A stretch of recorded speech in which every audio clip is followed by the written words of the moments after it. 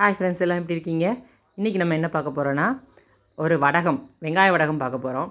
So சின்ன வெங்காயத்தில் வெங்காய வடகம் எப்படி போடலாம் அப்படின்னு சொல்லிட்டு பார்க்க போகிறோம். ஸோ ஸ்மால் குவான்டிட்டியில் பிக்காக நிறைய பண்ணி அப்படி உங்களுக்கு கன்ஃபியூஸ் பண்ணாமல் ஒரு ஸ்மால் குவான்டிட்டி 1 kgக்கு எவ்வளோ பண்ணலாம் அப்படின்னு பார்க்க போகிறோம். சரி, ஒரு கேஜி 1 கிலோவுக்கு நம்ம உளுந்து எவ்வளோ எடுக்கிறோம் அப்படின்னா 100 கிராம் உளுந்து எடுத்துக்கோங்க. இது கார்ன்ஃப்ளவர் மாவு. ஓகேயா? கார்ன்ஃப்ளவர் மாவு ஒரு கிண்ணம் எடுத்துக்கோங்க. கொஞ்சம் உப்பு, அப்புறம் காயப்பொடி, அப்புறம் கொஞ்சம் வெள்ளைப்பூடு ஒரு 10 பல்லுக்கு மேலே சேர்த்துக்கோங்க. ஏன்னா நம்ம உளுந்து வெங்காயம் இதெல்லாம் நம்ம காய வச்சு செய்ய போகிறோம். ஸோ அதனால் கொஞ்சம் நிறையவே வெள்ளைப்பூடும் காயப்பொடி எடுத்துக்கோங்க. அப்புறம் தேவையான அளவு மிளகாப்பொடி, அப்புறம் கடுகு, சீரகம் இதெல்லாம் 2 ஸ்பூன் எடுத்துக்கோங்க. அப்புறம் மஞ்சத்தூள். அதுக்கப்புறம் இதில் நம்ம கருவேப்பிலையும் வத்தலும் சேர்க்குறோம். வரமிளகா ஒரு 4 அது சேர்த்துக்கோங்க. கருவேப்பிலை நிறைய சேர்த்துக்கோங்க. அப்புறம் நல்லா டேஸ்ட்டாக இருக்கும், வாசமாக இருக்கும். நம்ம தாளிக்கிறதுக்கு என்னெல்லாம் யூஸ் பண்ணுறோமோ அதெல்லாம் நம்ம இதில் போடுறோம் பார்த்துக்கோங்க. உரப்புக்கு தான் கொஞ்சம் இது பண்ணுறோம். இப்போ இந்த உளுந்தை நான் 1 ஹவர் ஊற வச்சுருக்கேன். இந்த உளுந்தை கருப்பு உளுந்தே நீங்கள் சேருங்க. அப்போ தான் நல்ல வாசமாகவும் டேஸ்ட்டாகவும் இருக்கும். அதுக்கப்புறம் இதை களையும் போது தொலியை எடுத்துடாதீங்க.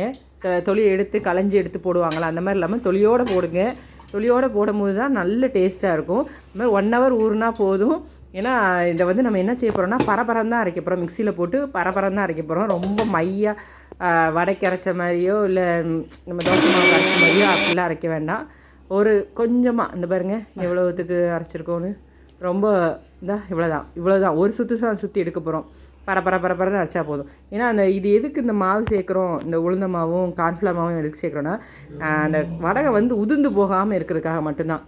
இதை ஒரு வடை சட்டியில் போட்டு வச்சுக்கோங்க. தனியாக இதை செப்பரேட் பண்ணி வச்சுக்கோங்க. அதுக்கப்புறம் நம்ம வெங்காயத்தை ஃபுல்லாக கட் பண்ணி எடுக்கணும். வெங்காயத்தை ஃபுல்லாக கட் பண்ணி எடுத்து வச்சுக்கலாம். இதுக்கிடையில் நம்ம வெள்ளைப்பூடையும் நம்ம ஜாரில் போட்டு ஒரு அடி அடிச்சிருங்க. ஒரு அடி அடித்து அதையும் உதிரியாக வெங்காயம் பல அளவுக்கு உதிரியாக நீங்கள் வச்சா போதும். ரொம்பவும் திக்காக போட்டு பிசைஞ்சு வச்சோம் அப்படின்னாலும் மாவாக இருக்கிற மாதிரியும் ஒரு மாதிரி கல்லாகிற மாதிரி இருக்கும். கொஞ்சம் உதிரியாக இருந்தாலும் பரவாயில்ல, உதிர்ந்தாலும் நமக்கு அது பொரிச்சு எடுத்து சாப்பிடும்போது ரொம்ப டேஸ்ட்டாக இருக்கும். இந்த அளவுக்கு இது பண்ணால் போதும். அப்புறம் நம்ம கட் பண்ணி வச்சுருக்க வெங்காயத்தை நல்லா இந்த மாதிரி பிசைஞ்சு விடுங்க. ஏன்னா உதிர்ந்துடணும். ஏன்னா நம்ம கட் பண்ணாலும் அது ஒன்று ஒட்டிக்கிட்டு இருக்கும் பார்த்தீங்களா. ஸோ அந்த இது இல்லாமல் எல்லாமே நல்லா உதிர்ந்து தனித்தனியாக வெங்காயம் வரணும். அந்த அளவுக்கு நல்லா பிசைஞ்சு விடுங்க. அப்படி தனித்தனியாக இருந்தால் தான் சீக்கிரமாக காயும். ஏன்னா சின்ன வெங்காயம் பார்த்தீங்களா, அதனால் சீக்கிரமாக காயறதுக்கு கொஞ்சம் டைமு, ஒரு 3 days 4 days ஆகும். அதனால் காயத்துக்கு அது கெட்டும் போயிடக்கூடாது. அதனால் நல்லா உதிர்த்து விட்டுக்கோங்க. இப்போ நம்ம தனியாக எடுத்து வச்சுருக்கோம் பார்த்தீங்கன்னா, அந்த உளுந்து பரபரான்னு அரைச்சி உளுந்து எடுத்து வச்சுருக்கோம்ல, அந்த உளுந்தில் கொஞ்சம் மஞ்சத்தூள், இப்போ மாவு பொருட்கள் எல்லாத்தையும் இதில் சேர்க்குறோம் பார்த்துக்கோங்க. மாவு பொருட்கள்னால் கொஞ்சம் உப்பு, அப்புறம் கார்ன்ஃப்ளவர் மாவு. ஸோ கார்ன்ஃப்ளவர் மாவு எதுக்கு போடுறோன்னா, கொஞ்சம் அந்த மொறுன்னு வர்றதுக்காக கார்ன்ஃப்ளவர் மாவு போடுறோம். சரியா? அதுக்கு தான் போடுறோம். அது ஒரு சின்ன கப்புக்கு 1 கப்பு கார்ன்ஃப்ளவர் மாவு சேர்த்துக்கோங்க. நெக்ஸ்ட் என்ன போடுறோம்? வத்தப்பொடி. ஸோ இதில் வத்தப்பொடி ஆட் பண்ணிக்கோங்க. வத்தப்பொடிக்கு அப்புறம் காயப்பொடி. சரியா? காயப்பொடி. ஸோ இது மட்டும் தான் நம்ம இதில், அதாவது மாவு பொருளாக இருக்கிறத மட்டும் இதில் போட்டு ஆட் பண்ணி முதல்ல இந்த மாவோடு சேர்த்து நல்லா பிசைஞ்சு வச்சுக்கோங்க. கொஞ்சம் பார்த்தீங்கன்னா மாவு திக் கன்சிஸ்டன்சியில் தான் இருக்கும். ஸோ இவ்வளோ மாவு போதும். இந்த மாவில் தான் நம்ம எவ்வளோ நறுக்கி வச்சுக்கோம், 1 kg வெங்காயம் நறுக்கி வச்சுக்கோம் பார்த்தீங்கன்னா, அதை ஃபுல்லாக இதில் போட்டு நம்ம நல்லா மிக்ஸ் பண்ண போகிறோம். ஸோ கொஞ்சம் கை காந்த தான் செய்யும். ஏன்னா நம்ம வத்தப்பொடி போட்டோம் பார்த்தீங்களா, அதனால் கை காந்த தான் செய்யும். கொஞ்சம் நேரத்துக்கு தானே, கொஞ்சம் அட்ஜஸ்ட் பண்ணிக்கோங்க. ஏன்னா வெங்காயமும் கொஞ்சம் காட்டாக இருக்க தான் செய்யும். கண் எறிகிற மாதிரி கை எறியும். ஸோ கையில் எந்த வெட்டு இல்லாமல் பார்த்துக்கோங்க. வெட்டு இல்லாமல் இருக்கும்போது நீங்கள் இதை போட்டு பிசைஞ்சிங்கன்னா தான் கொஞ்சம் நல்லாயிருக்கும். ஆக்சுவலாகவே வெங்காயம் வெட்டையில் கண்டிப்பாக ஏதாவது சின்னதாக சிலும்பல் கூட வரதான் செய்யும். அதில் போட்டு அதுக்கப்புறம் நீங்கள் வெங்காயத்தை இதையும் போட்டு பிசையும் போது கண்டிப்பாக காந்து தான் செய்யும். அது கொஞ்சம் நேரம் தான், அந்த பிசைஞ்சு எடுத்து உருட்டி வைக்கிற வரைக்கும். அதுக்கப்புறம் நம்ம வாஷ் பண்ணிட்டோன்னா சரியாயிரும். ஸோ இதை நல்லா பிசையணுங்க. எவ்வளோத்துக்கு நம்ம நல்லா பிசைஞ்சு எடுக்கிறோமோ அவ்வளோத்துக்கு வெங்காய வடகம் நல்லா வரும். அதனால் நல்லா பிசைஞ்சிக்கோங்க. இந்த நல்லா பிசைஞ்சதுக்கு அப்புறம் தான் நம்ம எடுத்து வச்ச சீரகம், கடுகு எல்லாத்தையும் ஆட் பண்ணணும். இப்போ அந்த சீரகம் 2 ஸ்பூன் சீரகம் எடுத்து வச்சுருக்கு. ஸோ 2 ஸ்பூன் சீரகம், 2 ஸ்பூன் கடுகு. ஓகேயா? இதெல்லாம் போட்டுட்டு அப்புறம் நம்ம எடுத்து வச்ச வெள்ளைப்பூடு, அரைச்சி வச்ச வெள்ளைப்பூடு. ஸோ அதுவும் பரபரம் தான், ரொம்பலாம் மையெல்லாம் அரைக்கலை. கொஞ்சம் எடுத்து ஒரு 10 பல் எடுத்து வச்சுருக்கோம். 10 பல் வெள்ளைப்பூடை நல்லா அரைச்சி, நல்லா அரைக்க வேண்டாம், மையாக அரைக்க வேண்டாம், பரப்பரான்னு அரைச்சி வெங்காயம் பதத்துக்கு அரைச்சிடுது. இப்போ இதில் நம்ம தனியாக என்ன ஆட் பண்ண போகிறோம் அப்படின்னா, இந்த மிளகா வத்தலில் என்ன செய்யணும்னா உள்ளே இருக்க விதையெல்லாம் எடுத்துருங்க. விதையை தனியாக எடுத்துருங்க. விதை வந்து இதில் சேர வேண்டாம். விதை சேர்ந்தால் ரொம்ப ஒட்டாது, சரியாக வராது. அப்புறம் ஃபுட் கலர் கொஞ்சம் ஆட் பண்ணிக்கோங்க. வேணும்னா நீங்கள் ஆட் பண்ணிக்கோங்க, வேண்டாம்னா அப்படியே கூட போட்டுக்கலாம். அப்புறம் கருவேப்பிலையை நல்லா கட் பண்ணி வச்சுருங்க சின்ன சின்னதாக. ஸோ இதை ரெண்டுத்தையும் சேர்த்து அதோடு சேர்த்து பிசைய போகிறோம். அதுக்கப்புறம் ஃபுட் கலரையும் சேர்த்து ஆட் பண்ணி பிசைஞ்சு நல்லா பிசைஞ்சு எடுக்கணும். எவ்வளோ தூரத்துக்கு நம்ம மிக்ஸ் பண்ணுறோமோ, அதாவது வெங்காயம் நல்லா உடையணுங்க. கல்லுகள்லாம் உருண்டையாக கல்லுகள்லாம் இருக்கக்கூடாது. அதுக்காக குட்டி குட்டியாக வெட்டிடலாம்ல அப்படின்னு சொன்னிங்கன்னா வெங்காயம் இதே இருக்காது, சும்மா ஒரு மாவு உருட்டி வச்ச மாதிரி தான் இருக்கும். அதனால் கொஞ்சம் வெங்காயத்தை வந்து ஒரு சின்ன வெங்காயம் அப்படின்னா அது 4ஆக வெட்டி போடுங்க போதும். இதாக வெட்டிடாதீங்க, பொடிசாக வெட்டுவாங்க தெரியுமா, தாளிசத்துக்கெலாம் சில பேர் வெங்காயத்தை பொடிசாக வெட்டுவாங்க. அப்படிலாம் வெட்டாதீங்க. அது வெட்டினீங்கன்னா வெறும் மாவு உருண்டையாக தான் இருக்கும். நான் இப்போ வெயிலில் ஒரு அந்த நம்ம இது ஏதாவது ஜாமான் வாங்கினா கேரி பேக் அந்த கொடுப்பாங்க தெரியுமா, அந்த பேகை 2ஆக கட் பண்ணி, அந்த பேகை நீளமாக கட் பண்ணி நான் விரித்து வச்சுருக்கேன். ஸோ இதில் தான் நான் வெங்காய வடத்தை போட போகிறேன். நல்லா உருட்டணும். இது வந்து நல்லா பிடிக்கணும், நல்லா பிடிச்சி வைக்கணும். நிற்காது தான், கொஞ்சம் கஷ்டம் தான். நல்லா இருக்க பிடிச்சி உருண்டையாக பிடிச்சி வச்சிடலாம். ஸோ வச்சுட்டு இதை வந்து நல்லா வெயிலில் காய வைக்கணும். இதுக்கு இடையில் நம்ம என்ன செய்ய போகிறோம் அப்படின்னா, இந்த வெங்காயம் வந்து ஃபுல்லாக வந்து இதே உருண்டை ஷேப்லேயே வச்சா ஃபுல்லாகவே காஞ்சி வராது. உள்ள ஒரு இப்போ பிடிச்சி வைக்கிறதுக்காக நம்ம இவ்வளோத்துக்கு இது ஒரு அரை வெக்காடு காய்ச்சல் வந்து அரை காய்ச்சல் இருந்ததுக்கப்புறம் அதை 2ஆக பிரித்து வைக்கணும். ஸோ அதை அடுத்ததில் காமிக்கேன். இப்போ பாருங்கள், நான் வந்து அந்த உருண்டை வந்து பெருசு பெருசாகவே பிடிச்சி வச்சுருப்பேன். ஏன்னா பிடிக்க வராது, ஏன்னா அப்படியே ட்ரையாக தான் இருக்கும். ஸோ இவ்வளோ தான், 1 கிலோ வெங்காயம் இது பண்ணதுக்கு இவ்வளோ தான் வந்துச்சு. இதை நம்ம வந்து 2ஆக பிரிப்போம். இப்போ நல்லா காயட்டும். இது என்ன செய்யணுன்னா, நல்ல காலையில் நான் வச்சுட்டேன், ஒரு 10 o'clock ஆகிட்டு எனக்கு, ஏன்னா வீட்டில் எல்லா ஒர்க்கும் முடிச்சுட்டு. இப்போ இது வந்து மத்தியானம் ஆகிட்டு, மத்தியான டைமில் என்ன செய்கிறேன்னா அவளத்தையும் பிரட்டி வைக்க.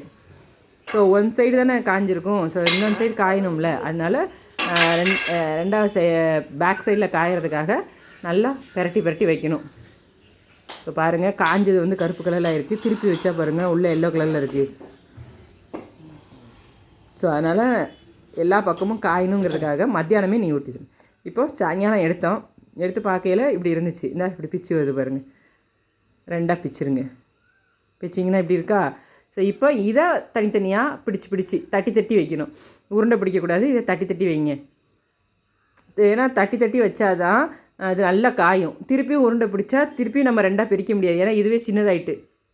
இதுக்கு மேலே நம்ம வந்து உருண்டை பிடிக்க முடியாது. இதை 2ஆக பிடிச்சி அதை நல்லா தட்டி வைக்கணும், சரியா. அதை நல்லா அப்படி தட்டி அமுக்கி தட்டி வச்சுருங்க. ஸோ அவ்வளோதான். இது வந்து இன்னும் வந்து ஒரு 4 days நல்லா காய விடணுங்க. நல்லா காயணும், சுக்காக காயணும். அதை தட்டினா நல்லா சல சத்தம் கேட்கணும், அந்த அளவுக்கு நல்லா காயணும். ஸோ இப்படி இது வந்து நமக்கு வேலை தான். ஏன்னா நம்ம வீட்டு வேலையெல்லாம் முடிச்சுட்டு கொஞ்சம் ஃப்ரீயாக இருக்கிற டைமில் இந்த மாதிரி எடுத்து செஞ்சு வைக்கிறதுனால நம்ம சாப்பிட்டுக்கலாம். பிரவீனுக்கு ரொம்ப பிடிக்கும், சீரியஸாக பிரவீனுக்கு நல்ல வெங்காய வடகம் ரொம்ப பிடிக்கும்.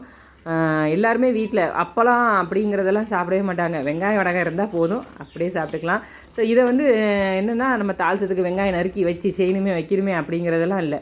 இப்போ நான் கொஞ்ச நேரம் காய வச்சு எடுத்துகிட்டு வந்துட்டேன். பார்த்தீங்களா எப்படி இருக்குன்னு, காஞ்சிட்டு பார்த்தீங்களா, தட்டி வச்சதுனால நல்லா காஞ்சிட்டு சல சத்தம் வேறு கேட்டுச்சு. இப்போ இதை வந்து இன்னும் ஒரு 2 days காய வச்சேன் நான். உடனேலாம் பொரிக்கலை, ஒரு 2 days இன்னும் காய வச்சுட்டு, இது வந்து செகண்ட் டே இதை எடுத்து பார்த்துருக்கேன். செகண்ட் டேயில் தான் இப்படி இருக்குது. 2 days காய வச்சதுக்கப்புறம் சரி பொரிச்சு பார்க்கலாமே அப்படின்னு ட்ரை பண்ணி வடைச்சட்டியில் எண்ணெய் ஊற்றி போட போகிறேன். ஸோ இது வந்து நம்ம தாளிச்சத்துக்கெலாம் வந்து வெங்காயம் கட் பண்ணி போடணுன்ற அவசியமே இல்லை. இதை ஒரு 2 இதை எடுத்து பிச்சு போட்டு தாளித்து எடுத்து போட்டாலே போதும். கம்மன்னு குழம்பு அப்படி வாசமாக இருக்கும், சூப்பர் வாசமாக இருக்கும். ரெடிமேட் தாளிச்சுன்னு சொல்லுவாங்க தெரியுமா, அந்த மாதிரி இதை நம்ம ரெடி பண்ணி ஒரு சம்பளத்தில் போட்டு வச்சுக்கிட்டோன்னா சூப்பராக இருக்குங்க. ஆனால் அநியாயம், எங்கள் வீட்டில் ஒரே நாளில் காலியாக போய்ட்டுங்க. செஞ்சு எடுத்து ஒரே நாளில் 1 கிலோ இதை வந்து படப்படன்னு ஸ்நாக்ஸ் மாதிரி சாப்பிட்டாங்க. அவ்வளோ டேஸ்ட்டாக இருந்துச்சு. ஏன்னா வெங்காய பக்கோடா அந்த மாதிரி ஒரு டேஸ்ட்டுக்கு வந்துச்சு. இன்னொன்று இந்த இது பொரிக்கும் போது கண்டிப்பாக அடுப்பை வந்து சிம்மில் தான் வைக்கணும். நீங்கள் அடுப்பை ரொம்ப கூட்டி வச்சுட்டு கடகடன்னு பொரிச்சிங்கன்னா நல்லா கருகிரும். ஸோ அப்படி இதில் வைக்காதீங்க, அடுப்பை ஃபுல் ஃப்ளேமில் வைக்காதீங்க, சிம்லேயே வைங்க. கொஞ்சம் வேக டைம் எடுக்க தான் செய்யும். அதனால் நீங்கள் பரவாயில்ல அடுப்பில் போட்டுக்கங்க, கருவை மட்டும் விட்டுறாதீங்க. நல்லா அமுக்கி இது பண்ணுங்கள். ஏன்னா எண்ணெய் வந்து அதில் உள்ளே போகணும், அப்போ தான் வேகும். அந்த சூடான எண்ணெய் உள்ளே போனால் தான் உள்ளுள்ள வெங்காயம் எல்லாமே வேகும். ஸோ அந்த அளவுக்கு நல்லா அமுக்கி வேக வைங்க. ஆனால் ரொம்ப அதாவது என்னென்னா அடுப்பை வந்து ரொம்ப ஹை ஃப்ளேமில் வச்சிடாதீங்க, மெதுவாக வைங்க. இப்போ பாருங்கள் வெந்துட்டு கலர் மாறலை, ஆனால் வெந்துட்டு பார்த்தீங்களா சலன்னு சத்தம் கேட்கும். அந்த மாதிரி செம்மையாக ஐயோ எனக்கே பார்க்கவே சாப்பிடும் போல் இருக்குங்க. ஆனால் நாங்கள் சாப்பிட்டோம், நல்லா மொறுன்னு இருந்துச்சு, சாப்பிட்டோம். சூப்பரான வெங்காய வடகம் ரெடி. பார்த்தீங்களா சத்தம் எப்படி கேட்குதுன்னு? இவ்வளோதாங்க வெங்காய வடகம். பெரிய அப்பாடக்கரெலாம் கிடையாது. வெங்காய வடகம் செய்கிறதுக்கு என்ன இன்க்ரீடியன்ஸ்லாம் சேர்க்கணும், எப்படி சத்தம் கேட்குது பார்த்தீங்களா, சலன்னு. ஸோ எவ்வளோ காய்ச்சல் இருக்குது, கரெக்டான பதத்தில் பொரிச்சிருக்குது. எவ்வளோ கஷ்டப்பட்டு நம்ம வெங்காய வடகம் செஞ்சாலும் கடைசியில் அதை பொரித்து எடுக்கிறதுல வந்து ரொம்ப பாருங்கள், உள்ளே கூட கருகலை, உள்ளே ஃபுல்லாக வெந்திருக்கு பாருங்கள் எப்படி இருக்குது பார்த்தீங்களா. ஸோ இந்த மாதிரி தான் பொரிக்கிறதுலேயும் ஒரு இது இருக்குது. நல்லா அழகாக உடஞ்சி வந்துச்சுங்க. இன்னும் கொஞ்சம் நேரம் ஆகும்போது நல்லா உடஞ்சி வந்துச்சு, சூப்பராக இருந்துச்சு. ஸோ இவ்வளோ தான். உங்களுக்கு இந்த வீடியோ பிடிச்சிருக்குன்னு நினைக்கிறேன். பிடிச்சிருந்துச்சுன்னா லைக் பண்ணுங்கள், ஷேர் பண்ணுங்கள், மறக்காமல் சப்ஸ்கிரைப் பண்ணுங்கள்.